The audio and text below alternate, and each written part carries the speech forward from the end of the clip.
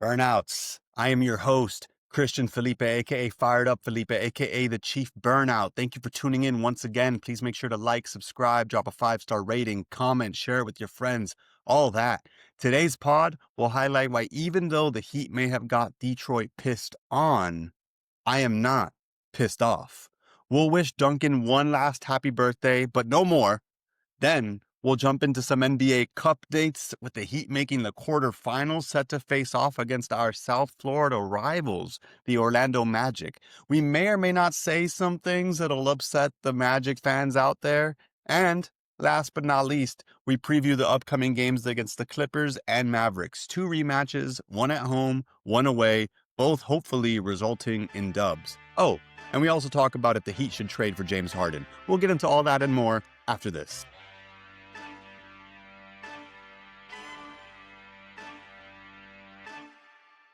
We're here. We're still smiling despite a loss last night, despite the end of the Heat's winning streak. We're joined by the first guest to this show, the first ever guest, Jorge Larrea, another Heat sicko who, yeah, George, I'm just curious. We'll throw it right to you to start. How are you feeling after last night? Just general Uh, feelings. well, around the third quarter and around the beginning of the fourth quarter, I was feeling really bad. Things weren't looking too good. Offense was No. looking very shaky. Our defense, in specific, is very lackluster compared to last season. Yeah. I'm not seeing like zone is not working the same way zone has worked for Miami in prior seasons, especially for Spoelstra, the way he's been able to run it. A couple key things I wrote down about the zone.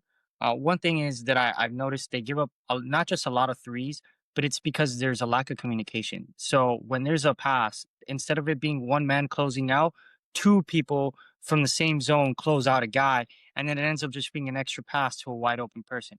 That Yeah. stuff can be ironed out, of course, but I do really like Miami when they just play straight up man to man defense and then capitalize on that, get rebounds, and run on the break. That's the best Miami Heat.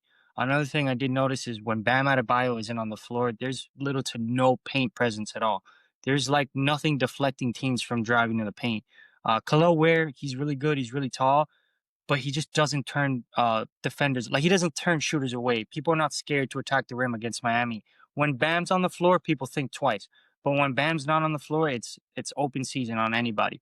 And you saw that a lot with Detroit last night. They have a lot of guys that get to the basket, and they did a good job at that. Yeah, I mean, I think Ware, for all his faults, I think he's done a pretty good job at defending the paint when he's out there by himself. But to what you're saying, and this is just the nature of him being a second-year player, still super young. I think he just needs more weight on his body. Mhm. Some of these big bodies that are on the Detroit Pistons and on some other teams, like when we played against, I mean, this was at the beginning of the season when we played against Orlando, but those bigger bodies can kind of shove him out of the way a little bit. Whereas Bam is just a force of nature and really can't be moved for the most part. I do agree with you. I mean, I think part of our scheme has been to allow teams to shoot threes, but it's not good, to your point, when we have two guys rushing to close out on a 3-point shooter, because then he can pass out and then someone gets a wide open three. And that's not necessarily, I mean, it's not ideal at all. I do think, if anything, against this Pistons team, we maybe should have allowed people who weren't Duncan Robinson more threes and worried more about the paint, because for the most part, they don't have shooters on that team. They have Duncan, and I mean, Tobias Harris can hit them. I'm willing to live and die by Tobias Harris 3-point shots. I'm not gonna cry myself All to day sleep. long. Yeah, I'm not gonna cry myself to sleep if we lose to a Tobias Harris hot night, which, I mean, he was kind of hot, but not necessarily just from three. I think Bam said it in the post game. We They were super keyed in on trying to prevent threes, because most teams in the NBA and most teams that we've played thus far like to get to their 3-point shots. I was looking at this earlier, it's just some overall team stats. The Pistons barely shoot threes. They don't care to. They like to attack the rim and shoot from the short mid range. So all these times they were putting all this emphasis, sending two people to close out the same guy on the three. Well, now you have Cade or Asar or Tobias cutting in and getting that nice little short mid-range shot, because they're open. So I do think that was just a schematic issue. Something that was interesting, I mean, just a few to cover the basics here before we get too into the nitty-gritty. Pistons were coming off a 2-game losing streak, and this was a back-to-back for them. They played Orlando last night. they had just won 13 straight and then lost 2 in a row, once to Orlando, and it was a very, very close game that they had with Orlando. This was, of course, the Duncan Robinson return game, our first game seeing Happy Birthday Duncan back in the arena. That'll be the last time I wish him a happy birthday, except for maybe on his real birthday. Jalen Duren was out for the Pistons, which has been tremendous for them. We also had Hawkes out, which sounds crazy to equate those two players because of the season Jalen Duren's had. And the numbers aren't as loud for Hawkes, but I mean, the plus minus speaks for itself. Hawkes has been just one of the most impactful players, not just for the Heat, but kind of in the league somehow, some way, 20 games into the season. And I didn't want to jump straight into this one, but it's kind of lending itself naturally. You replace those Jovic minutes with Hawkes and we win this game. Easily. Well, not just that, I think Miami, we're lucky Durant was out because I mean, how bad would it have been if Jalen Durant was in the game? They had 76 points in the paint. That's more Yeah. than half of the points they scored last night The in the most points painted anyone area. scored in the paint against us this season. I know, Yeah. and it's just very it just, kind of to the point I was talking about. Miami needs to address that paint defense. Jovic, 6'11", at the very least. And here's my gripe with Jovic. I get it. You're tall, you're lanky, you're European, so you're not really taught to be a great defender. Well, we're in the United States of America. You're playing the National Basketball Association.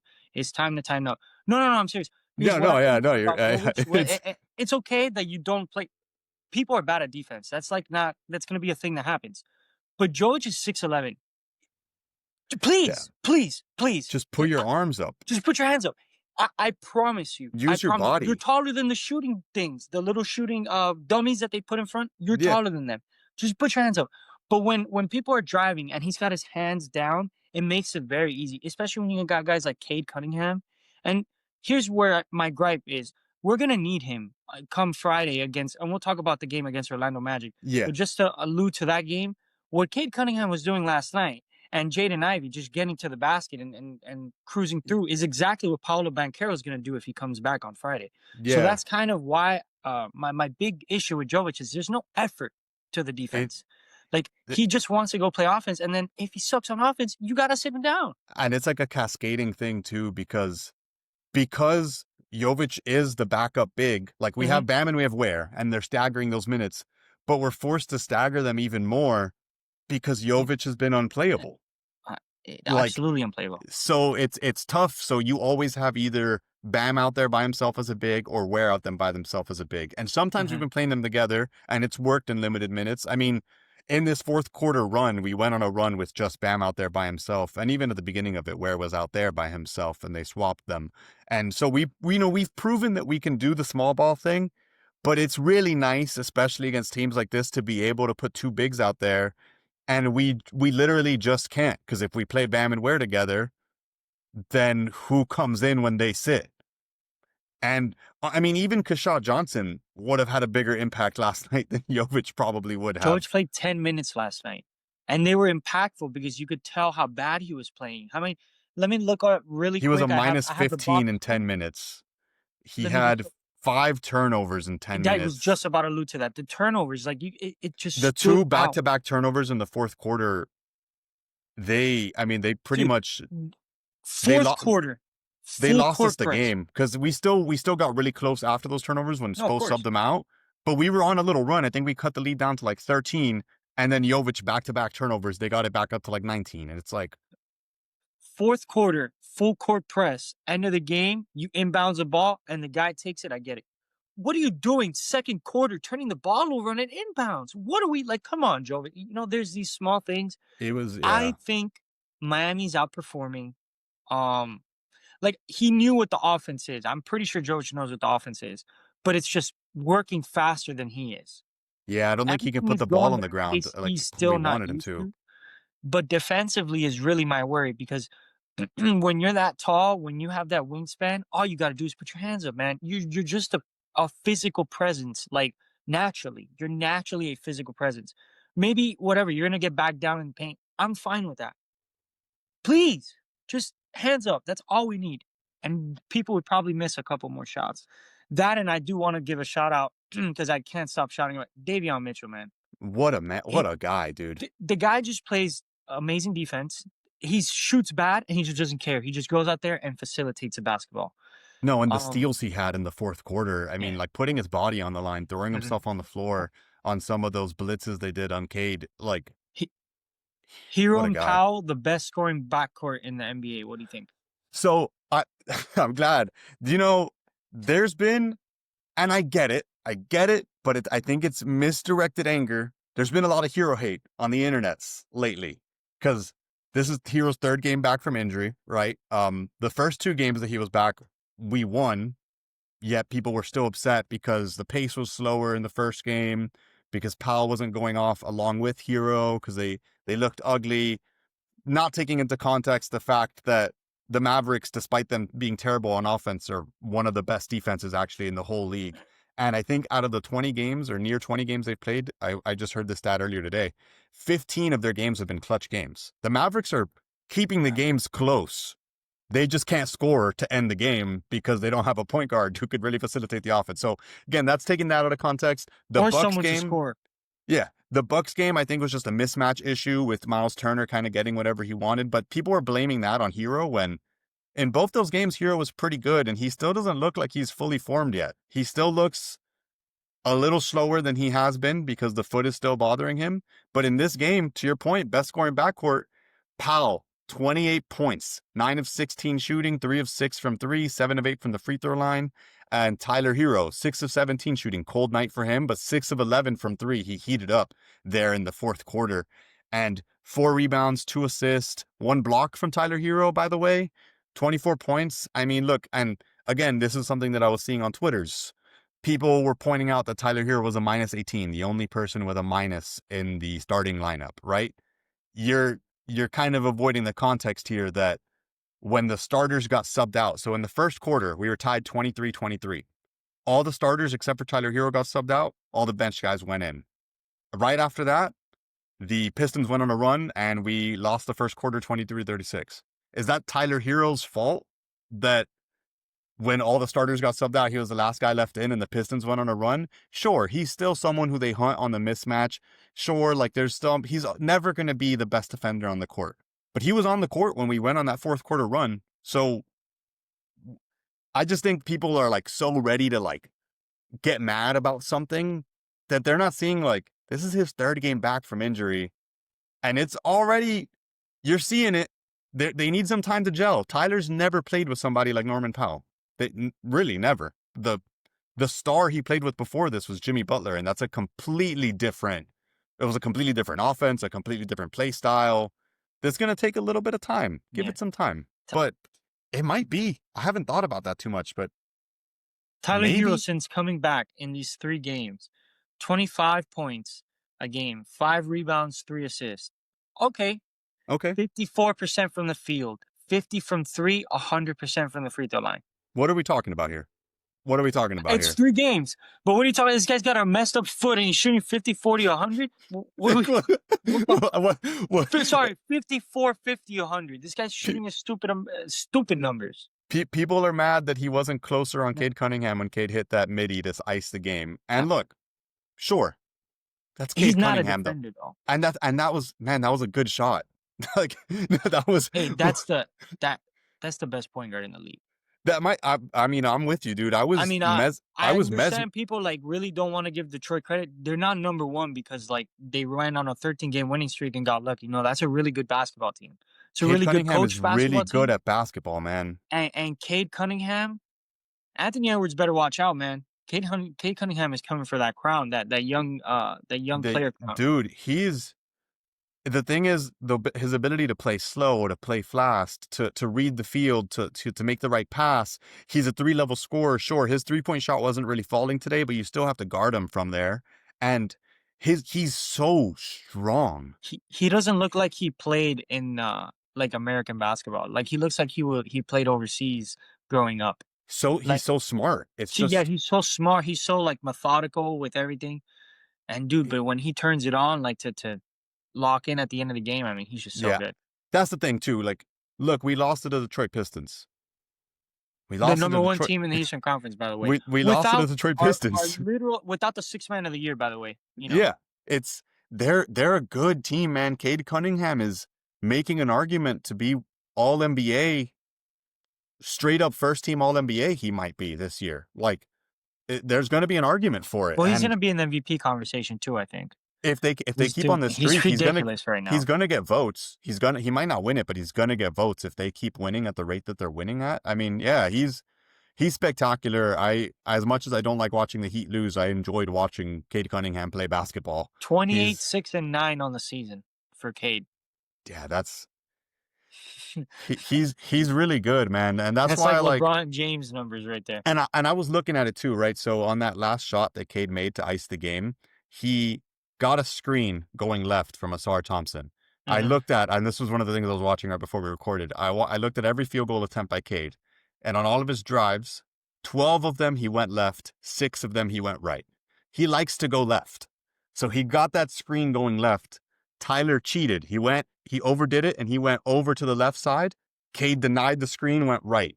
So now Tyler's in recovery, along with Davion Mitchell, both in recovery, along with Bam, who's having to guard the paint. And some people are saying Bam needs to step up. Cade's not going to pass that. What are you talking about? Cade's a playmaker. He would totally pass that if you give him the open pass. But you got this ability, and they're thinking he's going to drive to the rim. You know, what does he do? Stops on a dime, hits that little close range short midi. Look, man, yeah, could the defense have been a little better there? Sure. But that's one of the best players in basketball right now doing what he does. You can't really. I'm just happy that we made it a game, because watching those first few quarters, I don't know about you, I was miserable. I wasn't having a good time. The first Not too quarter, fun. and looking back, really, it's kind of crazy. It was really the first quarter that did it to us. So in the first quarter, we scored 23. The Pistons scored 36. Not good. Not good. Second quarter, we scored 36. The Pistons scored 35. Okay, we didn't make any ground, but we're even it out. Second quarter, we scored 32. Pistons scored 37. So they increased that lead again. They kept building on that lead. But then in the fourth, we scored 44 points to their 30 points in the fourth quarter. And it wasn't cheap. They didn't give up. That wasn't like it was garbage time. They were trying there. We were just making the right steals. We were making the right reads. There was something that stuck out to me too. This was a quote from Devin Booker the other night when they were playing OKC, which is one of the best defenses in the league, obviously, along with the Pistons. I mean, OKC's on a whole different caliber, but Devin Booker, and I'm going to read the quote exactly because the quote really does speak to what we're talking about here. He said, "The secret is out. They do speed you up. They play aggressive. They'll grab, they'll hold, but it's never like when you're in shooting position. It's always on the handle or on your drives when they get away with it." So that's what the Pistons were doing to us. And I think it's hard when we're playing this one-on-one game that we're kind of doing in this new scheme to kind of just, yeah, they're going to be kind of preventing your drive. You have to run straight into them and try to draw the foul. And I think we did that a little bit to start the game, and we did that to end the game. But our bench unit wasn't doing it. Normally, Hawkes is the guy who's doing it. And I think we kind of forgot about that they weren't giving you any driving lanes. You had to take them, and you had to draw those fouls because they were playing overly physical. It's like, Yeah. this is real life, but like when you play 2K, sometimes the game feels like it's cheating you and you can't get to the rim. That's because you probably got to draw a couple fouls. You just got to draw some fouls and get them to back the hell off. And we did that in the fourth, and we made it close, man. We made it close. Yeah, I really want to see this team fully healthy. With Hawkes, when the thing I like about Hawkes, normally we would say, "Oh, we're missing his scoring," but really, with this year, we're missing his scoring, his defense, his ability to play make, his ability to run the Playmaking. floor. I mean, we're missing all of that. So that's a big key factor. I'm really excited about Miami. He's a big body who could have been out there Mhm. on Cade, like who's similar size, similar weight, who's not going to get bullied. I'll take a loss. I'll lose in the playoffs, but I really hope that Miami is healthy come playoff time. I really want to see this team. Like, I don't want one single person. I- I want the If full team, anything, yeah. maybe like some G League, but I don't want any single person, a significant Our player, main 10, injured. 11 guys. Yeah. Yeah, we run that in the playoffs. I'm really excited. I think we can beat anybody. Like, Is honestly, we have the best coach in the NBA. It's not even yeah, close. it's not a question. I don't think it's a bit of like pound for pound, roster for roster, result for result, year in year out. There's only one coach. There's only one guy that gets it done It's with Coach Spo. less, and there's only one guy that does with more. And man, isn't it crazy like how we're talking about Hawkes right now, and well deserved. Going from last season, honestly dreading his minutes to going into a game like this, like, damn, I wish he was there. Like Yeah. that evolution for him, I can't stop gushing about it, honestly. He's just been such a revelation for the Heat. He's core to what we do. He runs that second unit. He's kind of like the point guard of the second unit in a weird way, the point forward. He takes the ball up the court, he attacks the gaps, he distributes, he play makes from the nail. He does it all for the Heat in when he's in the lineup. So I'm I'm He's excited to Wiggins see him when back Wiggins there. isn't on the floor. Yeah, yeah. But more, And but actually, like a little bit sprinkled a little bit more since the playmaking. Wiggins can't distribute Wiggins like isn't as Hawk much of a does. playmaker, no. But But Wiggins is a much better defender. I would say that. That's what Wiggins is definitely. so I'm mad at myself that you said his name before I did. Andrew Wiggins. God Andrew bless Andrew Wiggins. Wiggins. 31 points, 10 of 15 from the field, 9 of 9 from the free throw line, 6 rebounds, 4 assists, 3 steals. Andrew Wiggins is free. Andrew Wiggins is free, man. This guy is playing basketball.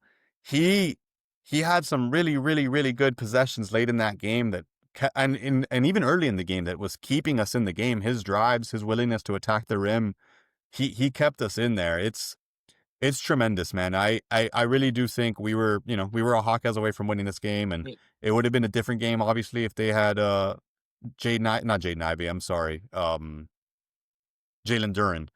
But still, I would have liked to see this game again. It's a loss. We take that one. It's okay. Something else to call out, just a stat that stood out to me. Uh, Shooting at the rim this game, we went 22 for 40 at the rim. That's 55%.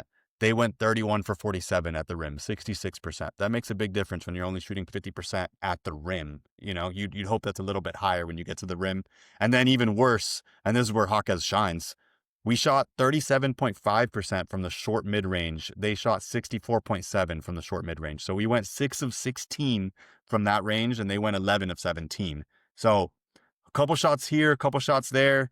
Our offense really wasn't the issue. It was the defense, and they figured it out more in that fourth quarter. They only had 14 points in the paint in the fourth quarter. If you multiply that by 4, what do we get? 40, 16, 56, which is still a lot, but that's 20 less than what they Yeah. had in the whole game. So, we were able to contain it. They schemed it differently.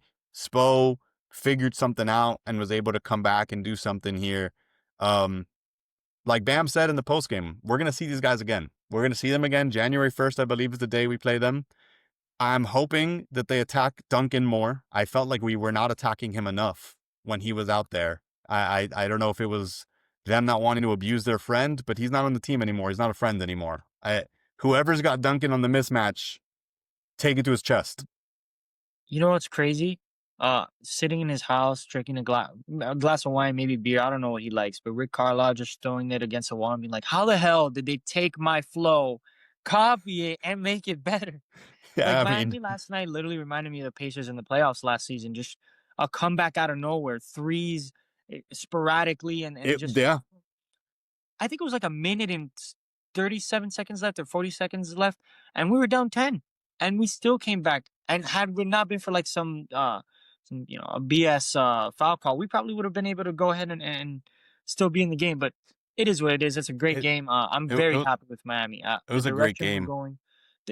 I feel like every loss last year, I was like, oh, we're giving up leads. We're trending this way. And every loss this year, we're trending upwards. Yeah. Like I Yeah, don't feel like we've truly like been like outmatched any game. We've lost games, of course, but I don't feel like any teams beat us. And I was like, there's no way we beat that team. no, it was a great game. And like, to what we've all been saying, and it's hard because we've been playing so well to remind ourselves that this is a development year, to be honest with you. We're playing a second year guy a ton of minutes. We're playing young guys. We have a new offense, a new roster. We're figuring stuff out still. Like, usually when Yeah. you make these big roster changes, you're not that good this early in the season. And we have been, which is exciting and, worth keeping in mind, but we shouldn't be expecting to break some records for winning games right now. It's going to be, there's going to be games like this where we have to go to the film room and see what we can do better. And that's totally fine. To your point too about the Pacers thing before we move on, the pace for this game was 111, which would be number one in the league by an incredible amount. The Heat are number one in the league with pace, and not counting this game, I believe the Heat's pace is like around 105.8. It's going to be ticking up now because of this game adding to it. But yeah, just an incredible game going into it. And the number one points in the paint team, which is the Pistons. Well, we were tied with them prior to this game. They got some points in the paint against us, so that it kind of happens. It is what it is, and I'm ready to move on. We're going to do some light NBA Cup talk, and then we're going to do some game previews, but we're going to get to all that right after this. We're back, and we're going to be talking about the NBA Cup because the Heat have made it to the next round. This is a do or die round. This is a one game. If you win, you keep going. If you lose, you're out. Whoever wins this next game makes it to Vegas. The last 3 games of the NBA Cup, the semifinals and the finals of the NBA Cup, are played in Vegas. Due to some chicanery, due to the Heat's point differential, we were able to make it in the wild card slot. This was actually because the Magic beat the Pistons. So shout out to the Magic for bringing us in. But now it's our time to beat the Magic. We are going to be playing them in the NBA Cup. And before we get too much into the actual details of the Cup, I do want to read a quote by the great Udonis Haslem. "We ain't coming to get no rides or on roller coasters. We coming to handle business. I joke, but anytime you have a chance to hang a banner and get a championship trophy, you take it." And I know some people, it's still early. It's still the 3rd year of the NBA Cup. It's never going to be a championship. It's never supposed to be a championship. But anybody who's been watching these Cup games, there's another level of intensity to it. And anyone who's interested in competition, like, people can say, what does this mean? What's the point? Well, what's the point of a championship? What do you get personally out of the Heat winning a championship? Really nothing, except for joy. Because we're fans, because we love this sport, because there's something out there that they're saying someone has to win, and we want to be the team to win it. And this is the NBA Cup. It's not the NBA championship. I'd rather win 1 championship than 5 NBA Cups, at least right now. But the point is, this is a competition. Do you want your team to win it, or do you want your team to say, I don't really care. I want my team to win. How do you feel? Do you care if we win this thing? Do you not want to win it? Um, I'm a little bit indifferent. Of course, I want to win. What Any opportunity, like you said, to win anything as a fan is great. And if I think once you have like 2, 3 NBA cups, NBA Heat fans will start being like, "Oh, we're the NBA Cup team," yada yada, whatever. So I guess that'll be a nice little bragging right. But I do want to be one of the few teams, in the first few seasons to win the NBA Cup. It would be exciting, and I do think it's something for the young players to aspire. Like, look, Yeah, guys, these are as close to playoff games as we're going to get, as close to an intense playoff games as we're going to get.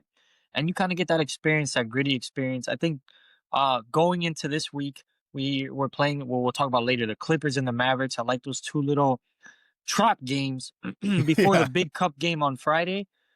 But Miami can now take these young guys and, talk to them and be like, hey, look, this is a different Friday is a big game.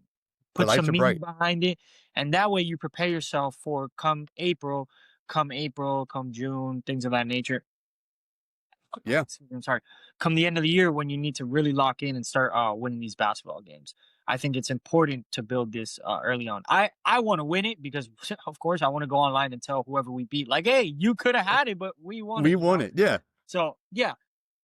But for Miami, I think it's probably their number one priority right now. I think it, Miami would rather lose these 2 games, probably rest people before the Mavericks game, and then come into Friday full force. yeah, I agree. It's again, I'm not going to be crying tears of joy if we win this game, like if we won a championship. But I want to win it. I want to win this game. I want our team to show that right now, early in the season, we're one of the best teams out. This isn't a joke. When the lights are bright, we're ready to show up. Uh, we will be playing the Magic, our South Florida rivals, Our little the brothers. our little brothers, the who have been playing well, who've been playing better since the beginning of the season. They're 12th in offense right now and 12th in defense. The Heat are this is stats prior to last night's game, but should probably be similar. The Heat are 2nd in defense, 13th in offense. Give or take a spot or two now that we played that game last night. So right now we are a better net rating team than the Magic. They're still a very good team. They've been on a little bit of a heater now, actually, since Paolo went out. And that brings me to a less NBA Cup related segment and more I want to piss off Magic fans segment.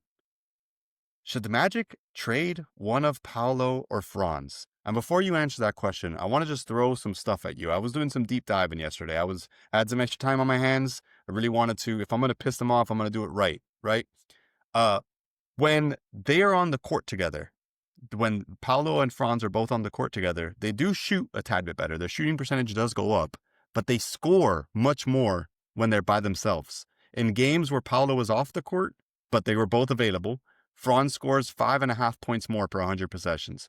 On the other hand, Paolo scores 5.8 points more per 100 possessions when Franz is off the court. So they both score more when they're off. And then when they're on together, the two-man lineups, this is NBA data, two-man lineup stats. When Franz and Paolo on the court, generally speaking, they're a plus 1.7. That's not great when you're looking at two-man lineups where you're two stars. They are the two stars of that team. So I was just looking at, okay, let's reference what are some other two-man lineups of some other, stars, some other good teams. Gordon and Jokic, plus 11.8. Shea and Chet, plus 9.8. Luka Doncic and Austin Reeves, plus 7.5. Cade Cunningham and Jalen Duren, plus 7.4. Curry and Draymond, this year, plus 7.1. KD and Şengün, plus 6.4. Giannis and Miles Turner, plus 3.8. Franz and Paolo are just a plus 1.7. And then, to the cherry on top, they both almost play the same in terms of where they shoot from. They both take, respectively, 39% and 40% of their shots at the rim. They both take 38% and 40%, respectively, shots from mid. 20% and 23% of their shots from three. They shoot from the same spots at the same rate. Paolo shoots 45% from two. Franz shoots 47% from two. Paolo shoots 32% from three. Franz shoots 32% from three. Franz is a little bit better of a free throw shooter. Paolo draws more fouls. They almost play the same way. And they're both great. This is not me to say that Paolo is bad at basketball or that Franz is bad at basketball, because I do not believe that. But does it make sense to have two almost identical players on the team? That's my question. That's my question. Okay. There's a lot to unpack here. Yeah. Sorry, I threw a lot. No, you're good, you're good. Unfortunately, I cannot piss off Orlando Magic fans because I believe that they need both to win a championship. With the lineup with how their roster is currently constructed, I believe it. They're not better without one or the other. I'm not sure. Here's where I question Orlando. I'm not gonna lie to you. I don't know who, and I didn't have time to search it up. I don't know who their GM is, but I don't know why they signed Desmond Bane. I'm not sure. That trade, that big price, everything about that contract threw me off. Now, here's why. I'm going to give you, written by Philip Roseman Reich for the OrlandoMagicDaily.com. Here's a quote about Jamal Mosley and his offense. Sorry, my Chromebook's a little slow. You're good. Mosley's offense has given a lot of trusted players to learn and make mistakes. He empowers his players to read what the defense is doing rather than run set plays. The offense is supposed to be about decisions and reads. What I think ends up happening is they do have probably set plays here and there, kind of like in the fourth quarter or when things aren't going too well. But they probably have something like Miami where they run this free-flowing offense. And I think what ends up happening when you have Paolo and Franz, since they're so similar, I'm not sure if the pieces around them allow them to excel together.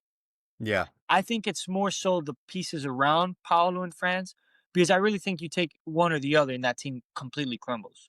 Like truly, I don't know what a Paolo Desmond Bane or a Franz Wagner Desmond Bane. So the question isn't without one. It's what do you get for one of those guys?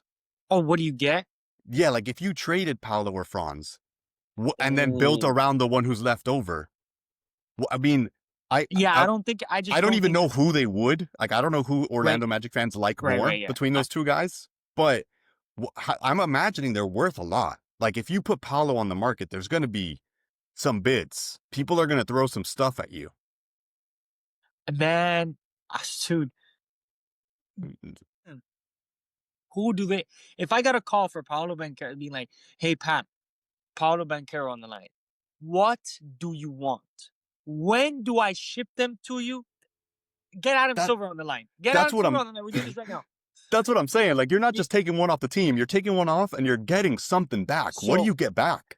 you could get back a lot. You could reset. Now, if we're talking like that, yeah. If we're hypothetically speaking like that, a reset for Paolo Banchero is the way you go.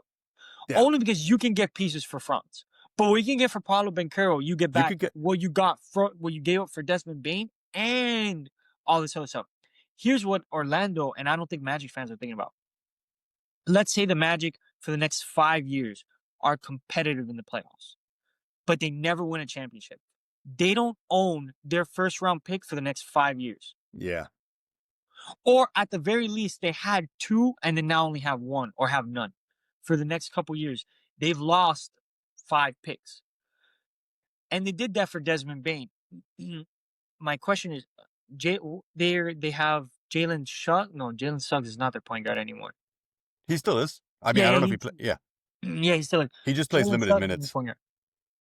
The, dude, we're gonna whoop them so bad. I know we're talking about them. I really think that team is not built to beat Miami. I know they beat us in game one, and Game one. especially now with Tyler Hero, but that team is not built to play in the playoffs. I truly think that every time they get to the playoffs, they're gonna falter out because there's just they have that 2-man game that they have between Paolo and Franz is great because you got Yeah. one dude that's an American European because he's really Italian, Banchero, and then Yeah. you got a European that plays straight American ball.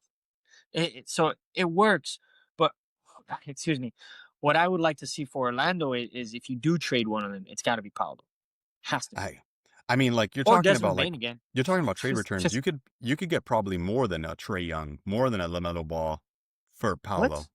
Like, John Moran and all his whole family. yeah, like I don't think they would want that. I don't think they hang up the phone if Memphis is like, hey, Jaw for Paolo swap. I'm clicking. I don't want to. Yeah, I don't want to do that one. I'm good. Trae Really? Young for Paolo maybe is a little Hello? interesting. Did Trae you? Young for Sorry, Paolo for Just no, I'm out of here. just I'm let out him. of Don't here. even let him finish that Yeah, sentence. I'm done there. I'm done. Let me put. Trae Young though would be interesting. I don't know. That would be even though I feel like most teams like to trade to separate conferences. I don't think you see a lot of like same conference trades. They But should trade Paolo for Scoot Henderson if we're being honest. that would be very interesting. Wow, I hadn't thought about that one. Really, That's really we're going piss off some Magic fans. yeah, we're going big brain. That's good. So if the Heat do win this game, if the Heat do beat the Magic, which I'm with you, I'm confident we need to get our lick back. We lost the first game against them. We're a different team than we were in that first game. We've been playing better, I think, than they have. It is a home game for them, but nonetheless, I think we have a very fair shot. If we beat them, then we end up playing the winner of the Raptors and the Knicks. Both of which have been surprises in different ways. The Raptors have been a surprise in terms of how good they've played. They're the 7th ranked offense in the league, 3rd ranked defense in the league. And the Knicks have a great offense. They're the 3rd ranked offense, but they're the 15th, the middle of the pack defense. Still haven't been able to really figure that out. And they've had injury unluck. You know, they've had OG out of the lineup, Jalen out of the lineup. So, you know, they're dealing with that a bit. But I don't know who I would rather play between those two teams. Even though on paper right now the Raptors are the better team, I think I would rather play the Raptors than the Knicks. If we're, I just don't want to see Jalen Brunson when the lights are bright.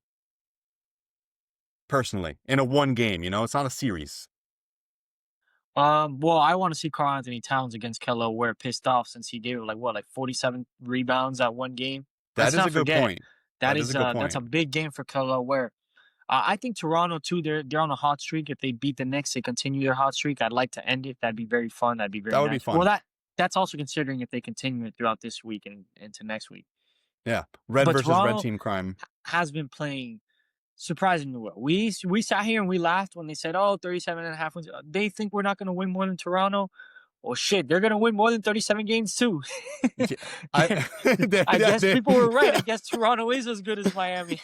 I guess we're the ones that are the jokes on us. I mean, Their coach has been extremely surprising. Darko has taken that team and basically yeah, reframed the identity offensively and defensively. And Brandon Ingram is a leader. Guys are rallying behind him. Like, okay, I he's like playing this. basketball, man. He's playing good basketball. Man, if you would have asked anybody at the beginning of the season, hey, who do you think the top 2 teams in the East are going to be 20 games in? And they would have said Pistons, Raptors. No one.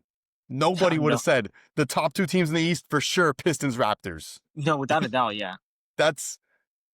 I mean, I was high. I will say I was high on the Pistons going into the season. I'm a Cade Cunningham truther. I think we all are, but I think people were underestimating how much of a leap he might be able to take and just how good he is at basketball.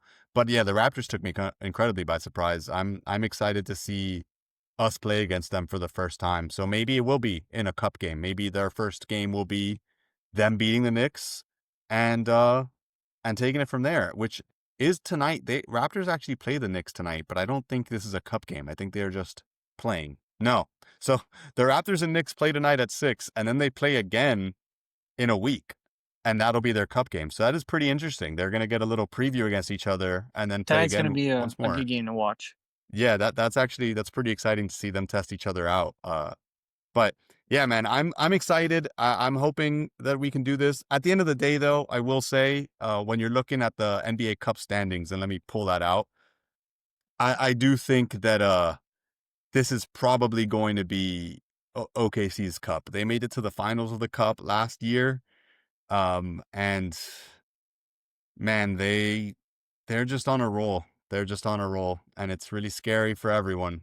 And I'm actually going to save my next point. I'll save it when we get into this next thing. But they might be the first team to win the cup and the championship if they can repeat this year, which would be really cool. Not in terms of like, I want to win the cup, but it would be cool to see some team win the cup and the chip in the same year. I think that would give it like an extra bit of gravitas to be like, we were the best at the beginning of the season and at the end of the season. And maybe it becomes the cup is like defending your title. They just won the title. They're starting the season right where they left off. They're like, yeah, no, we're still those teams. It wasn't a fluke. So Yeah. it's it'll be cool to see. The cup games I think will be fun. Vegas will be interesting. Hopefully the Heat are in Vegas and playing those games, and we're on that neutral court having fun. We know what the Heat can do when we're in neutral courts. We saw the Disney bubble. We know what happens when you don't have fans. When there's no fans in the arena. When it's just ball, it's a different game. It's a different game. Heat culture comes through when it's just ball. Yeah. So I'm. By the way, Duncan Robinson taking shots that it's not all that special in the building when you go out. Yeah, what the hell? I just want to say something. You'd be an accountant right now if we didn't find you. Just want to say, I just want to put that out there. That's very harsh to say. That sounds disrespectful. But honestly, nobody gave Duncan Robinson a chance. Miami did. And Miami developed Duncan Robinson because Duncan Robinson was nothing but a G League player before he got here. And he was nothing but like just some random guy until Miami's like, yo, you can shoot. Let's like I that. know he was trying to make it seem like, hey, like I'm on the Pistons now. Like we work hard here too. But you could have, come on, man. You got to give us more credit than that. Hey, ask Cade Cunningham, ask all those front office people, the security that's been there 20 years. How many finals you've been to this since 2000? That's what I thought. You see, I didn't like that. I hate when people do that. People leave and then they talk shit. Especially these G League dudes. Come on, man. Especially it's like, come on. Yeah, your career, we birthed respectfully, your career. Great basketball player. Obviously, he deserves to be in the NBA, but he wouldn't be in the NBA if Eric Spoelstra didn't take a chance on him. Like he just wouldn't.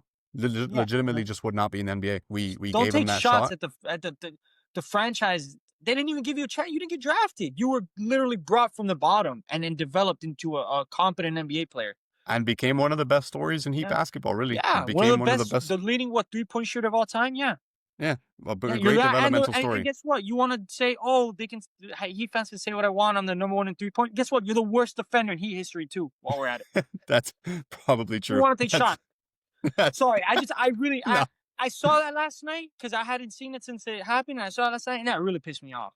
No, I'm with you. I'm like, come on, you're downplaying it. Not you. Heat culture isn't real. Okay, go get fifth seed with the Pistons and make the finals, and come talk to me. Yeah. No, you have a good point. Yeah. You have a good point. Come on, man. Come on. Heat culture isn't real. Well, it's in your eye. Like, you guys see it. Like, teams see it, and they deny it, Fans see it, and they act like, oh, it's nothing. Well, disrespect my city, man. My culture, man. Are you talking? What are these people talking about? We'll take a breather here, and then we'll jump into some game previews. But we'll get right into that right after this. All right, we're back. We took a little breather here. We're going to be previewing the next two Heat games. Next game is Clippers at Heat. After that, we have Heat at Mavericks. But starting with Clippers at Heat, the most important, the most pressing question I have to ask you, George, should we lose on purpose to the Clippers so that OKC doesn't get a great pick? Because this is becoming DEFCON 5, DEFCON 1. What's the higher? What does the number go up or down? Um, But dude. they're gonna Yeah, yeah. they might get a top 3 pick from the Clippers. They're not only a top 3 pick from the Clippers, From the luckily Jazz we have also. that little lottery thing now, right? So it's not guaranteed. That's what people need to remember. It's not Your guaranteed. chances are higher. But remember, the Mavericks were like 1 point something% chance and they got it. So Yeah. it'll be rigged so they get like the second or third pick. So it's not as obvious. But no, I don't think anybody should lose on purpose. I actually think we got to beat the Clippers, and we talked No. about this a little bit before off camera, but there's a certain individual I want from the Los Angeles Clippers, Yeah. No, especially if things keep rolling out the way they're rolling out for we for do have to beat the Clippers. I'm with you here. I just did an NBA lottery sim on tankathon.com for funsies. I just pressed it once, and OKC gets the 7th pick, which is still terrible for everybody. But and also in this sim, just for funsies to mention it, this isn't about them, but Atlanta got the 1st pick from New Orleans. So You know what's terrifying? Just to get a little bit out, but since we're talking about the lottery, if they lose, right, like Oklahoma City loses in the playoffs, Sam Presti gets pissed off, goes nuclear in the offseason, calls up anybody. I have the first or the top 10 pick. I have a top 10 pick in this draft, and I got these players and these bunch of picks in the future. Give me your star. What are you gonna do if you're a he can GM on a shitty team? he can have whoever he wants, which is the craziest thing. He can have whoever he wants. He, he can lose and win. Like Oklahoma City cannot lose this season. They won their He, first championship last year. You can not go winning back to back is not a common thing. obviously this wouldn't happen, but if he called Golden State and was like, yo, 5 picks for Steph Curry and we'll send AJ Mitchell, they're not hanging up the phone. They're putting it on a hold. They're like, hey, I know we said we're not trading Steph, but Sam Presti's drunk and he wants to do something here. I mean, there's so many like anybody. They could call for anyone. They could get 2 stars. They have that many pieces. Yeah, They could just it's look at one of those, one of those guys there that one of those dudes that are for the vibes and be like, pat him on the back. yeah, That it's meme. Thank you, yeah, brother. I yeah. gotta tell you something, bro. We You're the appreciated youngest you. package. It is so scary what they can do, and the fact that the Clippers, I mean, they've been genuinely just one of the most negative surprises of the year. Bill Simmons, the Podfather, he took the over on the Clippers. Um, the And Clippers, look, man. I've You always know been what's more, we all know what's happening to the Clippers. yeah, yeah. Pablo Torre exposed the truth, and Karma decided to. Oh, I didn't see what was going on over here, and they're paying. They're paying for it. And they don't have their own picks, man. They don't have their own picks. They can't tank. They They have to don't if they have their make own any picks. trades, they need to trade for players. If they're guilty of salary cap circumvention, and you're in the NBA, what do you take? You have to take They even don't more have picks, anything. even more future picks, even They more. don't have anything. Yeah, it's like, we're going to take your 2040 first round pick. It's like, what? Like Steve Ballmer may be the worst owner of all time. When it's It's all so said and done, I've never seen somebody sabotage a team the way he's done it. it's so crazy though, because like, Allegedly. yeah, Sabotage. yeah. Because like on one hand, like the arena he built, which he paid for himself, I respect that. He didn't get taxpayer money to build an arena, so I'm a big fan of that. The Oh, wait. freaking Sidetrack. Billionaires can put their money to whatever they want and make things happen. imagine, but so many, Wow. but so many of these Whatever they want, billionaires right? strong arm the cities they're in to get people to pay for it, which is ridiculous. No, I just wanted to put that part out. Yeah, yeah, no, I feel like I'm that's with not you. talked about enough. Yeah, I'm with you. But he built it himself, or not himself, but he paid for it himself. That wall thing they built is cool. The fact that he's at all the games, I think, is cool. And at the time, it was an overpay, but people were like, you got Kawhi and Paul George, you might win a championship. Obviously, that didn't happen. Obviously, This is the SGA worst thing became ever. one of the best players ever. He So greenlighted that trade. He greenlighted Oklahoma City Thunder's MVP and NBA championship. he let Kawhi strong arm him too hard. It's like, you want me to trade what for Paul George for you to come to this Bro, team? You You, want me to you trade 5 picks and SGA for Paul George? And the worst part is the casual fans are like, well, then we should just not have a cap because look at the Clippers. They spent No, $50 million and they failed. No, no, no. That's exactly why we have a cap. that's exactly Because why. you shouldn't let billionaire owners that don't know about basketball do non-basketball things. That's why you don't pay Kawhi. If allegedly Kawhi Leonard was paid $48 million, dude, think about how many games he played I in know. these years that he's been a Clipper. It's Barely been any. an absolute failure. Like, I can't imagine being a Clippers fan. It's already bad enough that the Lakers are I making actually fun. feel bad for the Like, fans. Like if you're a it's Clippers fan, like how do you feel why good about yourself right now? you were born in LA. You're one of those odd, weird, alternate kids. I'm not gonna be a Lakers like everyone Yeah, like else. too much Forget Lakers Kobe, hype. I want to Baron Davis, and Clippers, baby. Like Lob that's your City. history. Yeah, Lob City. Like, come on, man. Like, what are we? No, Chris that Paul's last season. What are we doing? it's tough scenes, man. And Harden is out there balling out. Just straight Hey, up balling out. I heard he's a fan of the nightlife. Harden I is heard averaging James Harden really likes it. 27.6, Uh-huh. 5.8 and 8.6. This guy he's having genuinely one of his best seasons right No, now. for sure. And And they just keep losing. I've heard a lot. I've heard a lot of rumors that James Harden's a big nightlife person. Like he He likes to loves go nightlife. outside and he likes to. I know a place, man. We know he might fail the body fat test. The body fat test might be a little rough on him. That might be honestly the way he's playing and at his age, dude. Oh my God, having James Harden right now I would will say complete the Miami Heat it would because then maybe. that automatically throws Davion Mitchell with Hawkins on the bench and Oh my God. oh Yeah, no, shit. no. I mean, Harden on this team would actually be. I hadn't thought about it. I actually had it written down. Would you trade for Kawhi? But shit, would you trade for Harden? That's like, Would you trade for James? Because you're gonna give up the defense, right? But that's fine. That's why you have Norman. That's why you have Andrew Wiggins. That's why Bam and Khalil exist. well, The some of those only issue salaries is are going to have to go out to get him. But the, the only issue is trading for Harden. It also equates big salaries going out, first round picks, and you need a big back because we we don't have any bigs. Because yeah, Jovic has to be part of the trade he's money on a wise. 2-year deal right now. 39 million, 42 million next year. I mean, we actually have the huge Terry Rozier salary as filler, so we can like kind of do whatever we want. But no, that's a I haven't fired up the trade machine. I'm sure there's a bunch of restrictions that play into this, but Oh, it'd be like a 3-team trade yeah, for sure. you'd have to get tricky. We have the best cap guy in the league. Shout out wow, I was about to say Mickey Erson, but that's not his name. Who's our Yeah, cap guy? Andy Ellisberg. Andy Ellisbury. There you go. Shout So out to Big no, Andy. man, trading for Harden would be. I was seeing people talk about trading for Kawhi because it's like, just rest him until the playoffs, anyways. Who cares? This team is playing fine. But man, no, I'd rather trade for Harden. Trading for Kawhi is a risk. Trading for Kawhi Kawhi is Leonard too much might of a risk. literally not be. Kawhi Leonard might be what, like, in the NBA eyes, like a criminal. Like committing like a criminal sin, a cardinal sin. Yeah, they're So, both signed for the next 2 years. So either way, you're only locking yourself into 2 years. well, For that's what whoever Harden did was he locked himself up with Kawhi because they with thought Kawhi. they had a chance to win a championship, and then Nah, man, I don't know. That would be very nice. I might fire up the trade machine a little later today you and see you think James Harden, Tyler Hero, Norman Powell, Bam, where you go out there, there's some big out there that can I play imagine you have to trade Hero for that. You have to trade Hero. They're more gonna than want. likely. They want a young Unless player. They're gonna want something.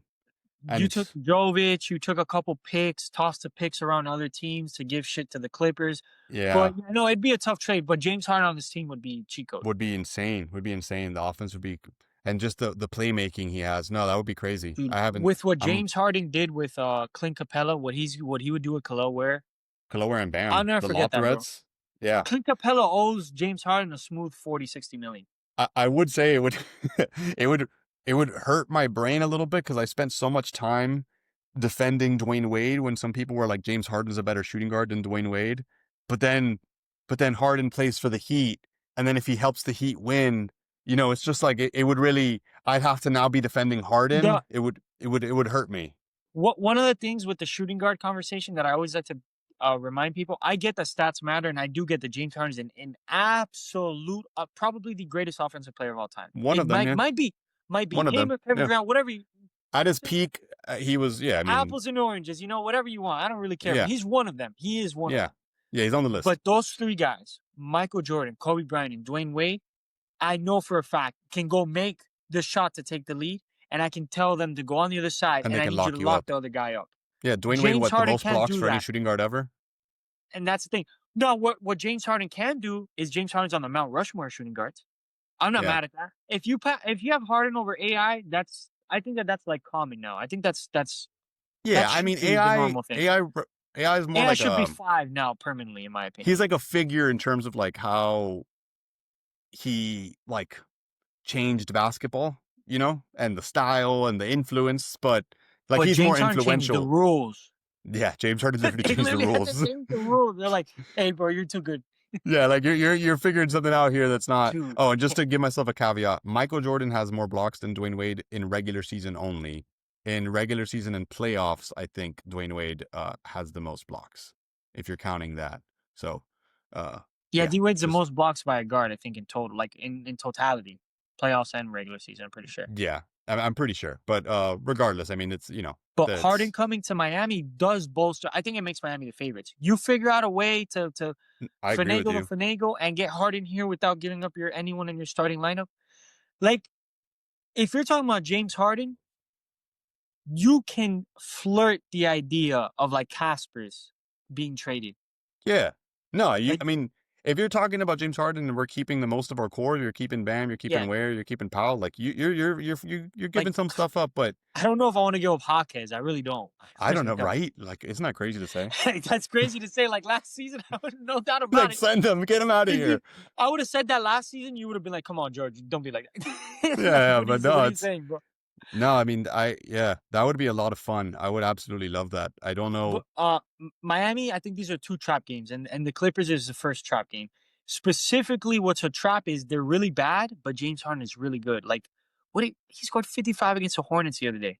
Just, just So, like nothing. so the Clippers are the 28th ranked defense in the league. Not good. They're the 18th ranked offense in the league, and they have a negative 5.9 net rating. They're one of the slowest teams in the league too. They're bottom 2 in pace. I also want to take a moment to say people told me that Zubac was a better defender than Bam. I just want to put that out there that I was told this. And just he's not. I think we could just say that, right? Zubac is not a better defender than Bam. Do you feel confident in saying that, George? Zubac better than Bam? That's what I was told. He's a better defender than Bam. That's what I was told. That he's a better defender. Like what? Defending his name or something? Like his family's honor or some shit? I don't know. I don't know. Yeah, that's I guess I don't know. I don't know That's anything. Zubac's just better in basketball other than his height. I mean, just naturally. yeah. No, I mean he's good. He's good. Okay, He's not Bam why Adebayo. why Bam Adebayo? What did Bam Adebayo do to be the cornerstone and the picking? Like everybody loves to throw rocks. Yeah. Sabonis is better.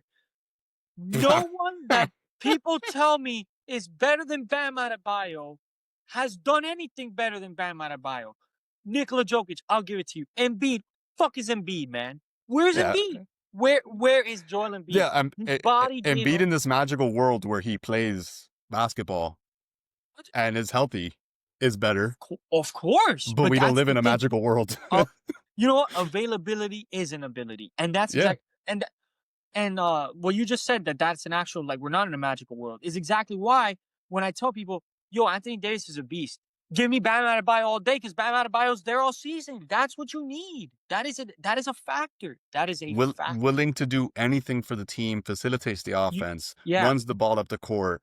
Now can shoot the You three. tell somebody, oh, give me Steph, like for example, give me Steph over Ja, and people will be like, what do you mean Ja's bro? Ja just whether he's injured, whether he's this, whether he's that.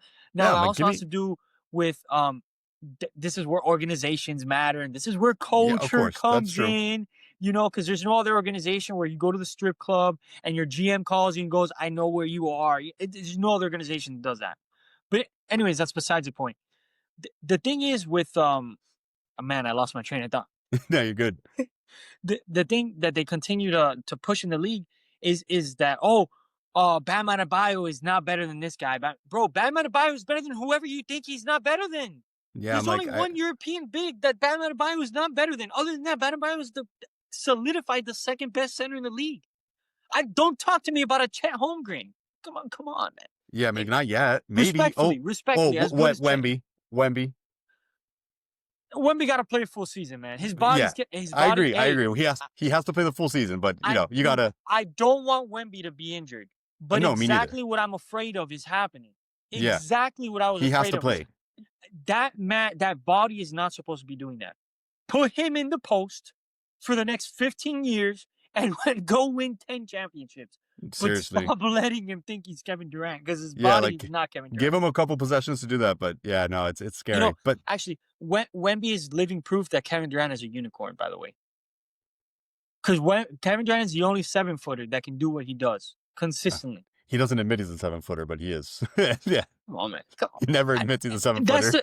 I would never disrespect Kevin Durant in his face, but if I ever saw him, I'd be like, "You lying motherfucker! You're You're 7 7 foot. feet. You You're like 7 feet, bro.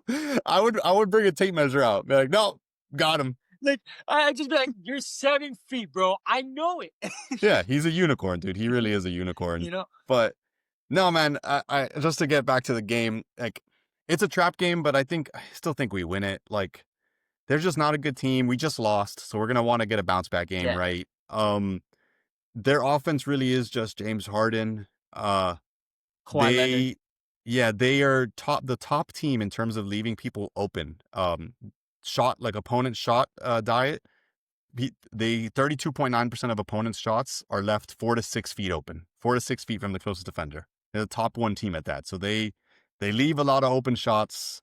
They also allow a lot of shots early in the shot clock. They're just not a great team. I think again, Bam takes that matchup seriously. I think this is a milk or wine take for me. I think we're gonna get a Bam game. We've been kind of missing a Bam game a little bit. I think we're gonna get some points on the board. He's gonna want to go at Zoo. He likes going at other big bigs, and I do think that Hero and Paolo are gonna pick up where they've left off, and we're gonna have another Hero and Paolo game, but with a win. I think we're gonna get 20 plus points from both of them with a win, and that's just what I'm expecting here. They're just not a great team, man. They play a ton in the half court. They don't really play in transition. Um, they shoot a bunch of threes. They shoot short middies and top of the arc threes. That's just really what they do, which is the James Harden diet, kind of the midi and the three. But I think roster construction is very important, and this is one of those teams where you have like the opposite of Orlando. Not only do you have two great stars performing, but you don't just have like some like mid talent around them. You have like really bad talent that's just not working, and that just has a lot yeah, to do. Shout out to the you can't do illegal shit and expect good things to happen to you. no, man, Allegedly, allegedly. and thank you to the Clippers for giving us Norman Powell. Appreciate you guys. For a second round pick, dude, being a Clippers fan has to be the worst feeling in the world right And now. Norman Powell's having the best season of his career. They haven't done anything right. Who did they draft? The Clippers draft 2025. I got Did you they right even now. have their pick? Yannick Ne. I'm not gonna. Oh read wow, that no, out. I see the name you're talking about. Yeah, I don't know how Yeah, to I'm say not that gonna. one. Yeah. Hasn't seen the court yet, I'm imagining. No. Yep. No. He's not a good basketball player. He's not playing consistent basketball right now. Barely plays. Yeah, being a Clippers fan sucks, man. I can't imagine. That Wow. sucks for them. That sucks for them. So And you're being I'm bad, excited. and it can result into something. And as bad as you are, all it results into Oklahoma City being better. Yeah, which also The sucks for the team that league. you were supposed to ruin so you can become the best. Remember Patrick Beverly telling Stephen Curry it's their turn? And Patrick Beverly Nah. is where right now? Actually, court proceedings for alleged domestic abuse. Oh man, that story's crazy. Yeah, let's not talk about. Yeah, that's- but that's next 5 crazy. years of his might be a little different than the next 5 years of Steph Curry's. Yeah, bro. A little different here. But we'll move on unless you have a milk or wine take you want to throw out here, a prediction Oh for no, this no, game, no. for this The Clippers game. Dallas Mavericks one, I have one though. Okay, all right. So we'll move on. We're going to be playing the Mavericks after that at home for the Mavericks. The last time we played the Mavericks, we've played them once this season so far. We're going to play them again. Gafford and Klay Thompson kind of carried. PJ was a mixed bag. He scored a ton, but didn't necessarily. He kind of messed up a little bit in the clutch there for them. And Anthony Davis wasn't available, didn't play. Right now, Anthony Davis has been playing, so maybe he'll be back for this game, assuming nothing happens to him, that he'll be actually playing. In that game, Gafford was 11-11 with 1 steal and 2 blocks. He was a plus 20. Klay Thompson was 13-2-2 with 2 steals, plus 11. PJ was 27-8-1 with 2 blocks. He was a plus 6. But we also didn't have Norman Powell playing. Jovic didn't play, which maybe didn't matter. And Wiggins didn't play. And it was the Heat's third game in 4 nights when we played the Mavericks. Another thing to call out, Simone went 0 for 5 from 3 that game. The Heat shot 18.5% from 3 at that game. Also, if anybody watched it, the rim that the Heat were shooting on was messed up. When they realized at halftime, after we switched, after it was time for Dallas to shoot on that rim, the rim was bent. So the Heat were shooting on a bent rim for at least a whole quarter, maybe a whole half. And And still they won. fixed it. And we still won. Bam was also minus 16 that game, which was interesting to see. It just didn't look like a good Bam game. They were tired and they didn't have the regular lineup. And Hero went floater crazy. That was when Hero hit that like game-winning floater. So my question to start this: if AD is playing, not that I want to do this, but is he showcasing for a trade to the Heat? Does he want to go with his USA basketball coach? Does he want to play with his USA basketball friend Bam? Is he trying to show out and say, please trade for me, Spoelstra, save me? Nah, I think he is. He is. Yeah. I think Anthony Davis definitely wants to get out of Dallas. It's not anything bright in Dallas right now. There's nothing to look forward to. Just There's Cooper. nothing Dallas can do. I mean, there's really nothing. There's nothing you can do to make up for what happened last season. No. You can fire Nico Harrison. You can, God That's the right forbid, move. burn him on a cross. You can do what you want. It's over. Did you see the clip of Anthony Davis after they lost to the Lakers the other night? He was just kind of like looking out into the crowd, sad. And I feel bad for him. Well, Charles Barkley said it best. Anthony Street Davis. Street clothes, street my bad. clothes. Anthony Yeah. Davis, street clothes. No team would have turned down a trade for Luka, you know? It's like... No, of course not. Of course not. I mean, this is Nico Harrison being one of the worst. It's just the worst trade of all time in any sport. In any sport, there's not a worse trade. In any sport, there's nothing you can point at. I don't care. You're talking about a guy Davis who might win is a MVP champion. this year. I don't care that Anthony Davis is a Hall of Famer. I don't care about any of that. You don't trade Luka Doncic. You don't. And if you do, you open the market. You have everyone start bidding and begging. Sell me the farm.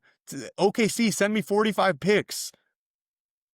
Like, man. But on the there's a human being that maybe a year from now or maybe a couple months from now, I think he's gonna be exposing some of the things that went, because that's really fishy. Man, that was weird. It's crazy. You trade the generational talent and you end up with another one. Yeah, no, it is. It's fishy.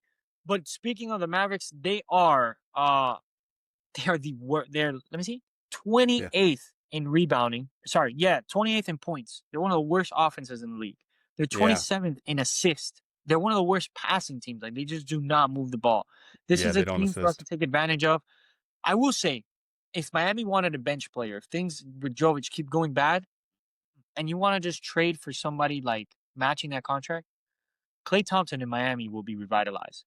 We can use that too. If Klay Thompson came here and he's the opposite of what he's doing in Dallas, where he needs to score in Dallas, and here he would just have to defend and then hit three-pointers like Duncan Robinson, I think Klay Thompson would be playing much better brand basketball than he is right now. I mean, shit, I would trade for Gafford too as a backup big.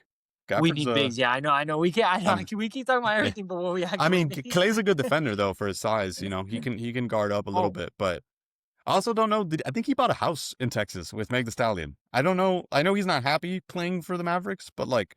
Oh, well, she's from Texas, so. Yeah, I'm like, does he want to move? Yeah, so I think it makes sense. Yeah. Maybe he wants to stay, even though they suck. Hey, where she goes, I go. I don't know. I can't blame him. Yeah, he's happy. Yeah, I don't blame him. Like, just chill. Whatever. You got your girl. You got your rings. You won enough. What you want me to play in the Australian league? All right, babe. Let me tell my agent to make some calls. Yeah, we'll figure it out. Let me get a buyout going. They just are generally one of the worst teams in the NBA right now in terms of offense. Their defense is still good. Even though they don't necessarily rebound well, they don't offensive rebound. They're middle of the pack in terms of like allowing offensive rebounds. They do get a ton of blocks. They're top 2 in blocks. And they pretty much just score at the rim and at corner threes. That's their thing. And they tried. It was early in the season and people got really hyped up because that's what we are, like instant gratification. People forgot who Cooper Flag was. And there was a lot of talk about this man and this man. People forget Cooper Flag's the best player in the draft. Now, Konkonopoulos was the rookie of the year. Concanipo, yeah, that guy's balling out. That's the I will never say it. I have no idea how to say it. I've tried so many times. I've listened to it in Google Translate, and I sounds like say it. nipple. It's a nipple. Yeah, Konkonopoulos. Yeah, He's that playing that great. guy's But yeah. Cooper Flag, bro, he's on Last a night, tear right now. Like what he just did so last night, he he's the best became player in the draft. the youngest player ever to score 35 points in an NBA game, joining LeBron James as the only players to score 30 points before turning 19 years old. These are the only two players ever to score 30 plus points in a game before turning 19. Who would have thought Cooper Flag is good at basketball? Maybe we just have to give him some time. He's 18 years old. He is 18. he's turning 19 in like 20 days. It's almost there, but he's really really good at basketball, man. I have my milk or wine take. All right, what is it? This one's really bad. This one I'm gonna get shit for this. I think Cooper Flag from the 2020s may end up being the best first overall pick. Wait, That ever? would mean no in the 2020s. First round. No, first not round ever, pick. not ever in the 2020s, which Oh, includes wow. Anthony Edwards, Kate Cunningham, Paolo Banchero, and Victor Wembanyama. That's a wow. Those are some good first round picks. Some good first picks. Slotted, just his skill set. Let me rephrase. He's slotted to have the best career at all of them. He might, man. Like the championships. We're talking about like just at the end of it. I think he'll have the best career. I think he'll have the best overall career. I don't think he's gonna be the best overall player. Yeah, but I get what you mean. Cooper Flag really has that skill set. Tyler Hero right now, with no hesitation. I don't have to think about it. Oh yeah, no. I don't have to think about it.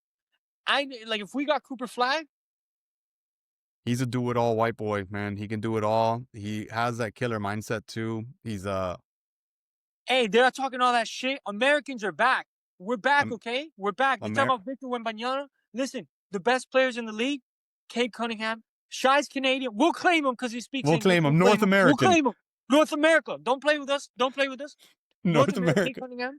Paolo Banchero, born and raised in Seattle, North American. We're back. Americans are back here. Anthony Edwards. Yeah. Respect us. Because all Europeans. I get it. We got some good Americans. Yeah. We exist. We We matter. We matter, man. You know, because I was looking at the 2010s. Dude, the 2010s first overall pick put such a bad... I know we're like getting off track. A bad taint on American basketball. I'm going to read these for you. Oh, no.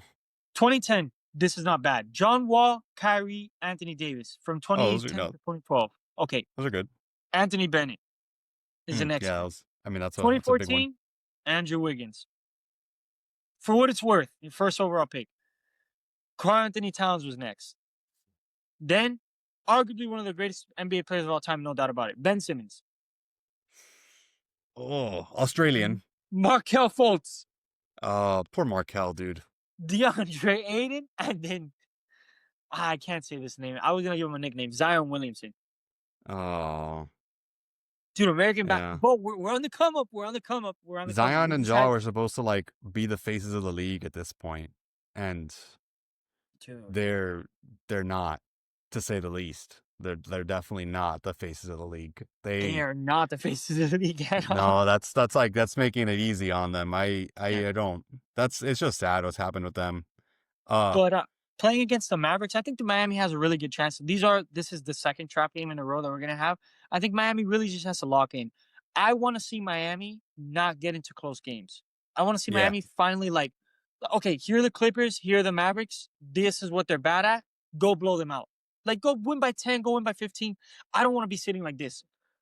I don't. I want comfortable wins because I feel like that's also a trend of really good teams that contend for championships is you handle the teams that you have to handle with ease. Example, that's a good point. A la the fucking Oklahoma City Thunder, man. So I fucking Oklahoma City. My milk or wine takes for this game, I kind of hit on one already. I think AD is going to show out regardless of, the result. I think AD is going to have a good game. I do think it's going to be a close game for 3 quarters, and we're going to pull away in the 4th. That's what I'm hoping. This is a prediction. This is just me. I think the Mavericks have a good enough defense to survive, but I think we can make some 4th quarter adjustments and get in there. And if Jaime is back, I think he's going to come back scorching. I think he's ready to get back on the court. I think he's ready to start scoring. Mavericks defense is a tough challenge, man. But we're gonna have to do it. They give up a lot of short mid-range shots. They allow offenses to take short middies. Jaime is a mastermind at the short mid-range. So hopefully we can get some good middies there. We can get some good rim attempts. I'm hoping for a Jaime game, hoping for a Ware game. Let's do this thing. Let's take them out. I have one last thing to run by you, unrelated to these two games. This is just something I've seen on the interwebs, and we've been talking trades. This is one that I don't think you want, but apparently the Heat are one of the teams monitoring DeMar DeRozan.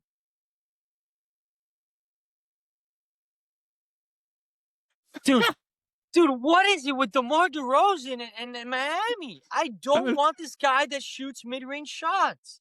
I just don't. This guy cannot play in our system. What do we give up for him? And if you want, like, if you're talking about, we need a fit from the second one, Zach LaVine is standing right there. I don't want him. I don't want him either. With our play style, like, Zach LaVine can still run and dunk. That's all he's going to do. He can shoot a couple threes. Yeah. But, I don't get this obsession with DeMar DeRozan. There's like this thing where Miami just attaches themselves to players. I just don't even know who we'd give up minutes for him. Like, who is he playing over? What is worth trading for? Nikola Jovic, as bad as he is, I'm not giving up Nikola Jovic for DeMar DeRozan. I'm okay. What? I don't. For what? Bro, you can tell me right now I could give Terry Rozier's contract. I'm still not doing that. That's the thing. Like, even if it's for nothing, like who? I just don't. I don't really get it. Like, I don't. Yeah. The interwebs are crazy. That's why I tell people you got to stop. Like, he's 36 years old too. Like, it's not like he's too much. That's when you overthink. This isn't DeMar DeRozan from 5 years ago. He's 36, and even DeMar DeRozan from maybe like DeMar DeRozan in Toronto that was like jumping over everybody and dunking. Yeah, sure, that works because he could barely shoot. So he's coming down on the whatchamacallit, coming down on the break. You hand him the ball, he dunks on somebody. Yeah, but he can't do that anymore. No, yeah, I'm like I don't know. I hope that's a fake report. I'll swing one by you, and this was kind of I've been watching him play a little bit more since last season. It's going to be a controversial player. People may not like this. You know how people are. To the Miami Heat, and this would have to be Nikola Jovic with like all our picks. So you're not going to like this. Josh Giddey on the Miami Heat. No, I like Josh Giddey. Like on this Miami Heat, this team, Josh Giddey running the show on this team.